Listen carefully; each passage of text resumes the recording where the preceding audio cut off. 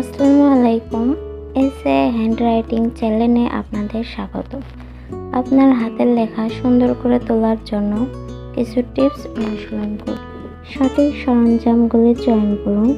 একটি আরামদায়ক কলম বা পেন্সিল ব্যবহার করুন যা মসৃণভাবে লিখতে পারে।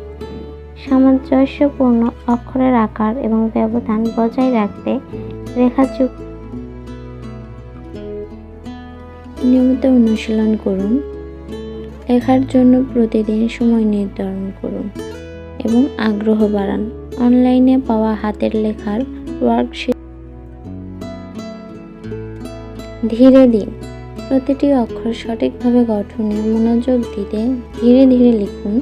আপনার পেশি স্মৃতি বিকাশের সাথে সাথে গতি পরে আসতে পারে। সংগতিতে ফোকাস করুন। সমান আকার, ব্যবধান এবং অক্ষরের তির্যক বজায় রাখুন। আপনার পাঠের লাইনগুলি সোজা এবং সমানভাবে ব্যবধানে রয়েছে তা নিশ্চিত করুন। আপনার প্রশংসিত হাতের লেখার উদাহরণগুলি দেখুন, তাদের শৈলী অনুকরণ করার চেষ্টা করুন। অক্ষরগুলির মধ্যে ব্যবধান, সঠিক ভঙ্গি এবং গ্রিপ ব্যবহার করুন। ভালো ভঙ্গিতে আরাম করে বসুন। আপনার কলম বা পেন্সিল সঠিকভাবে ধরুন।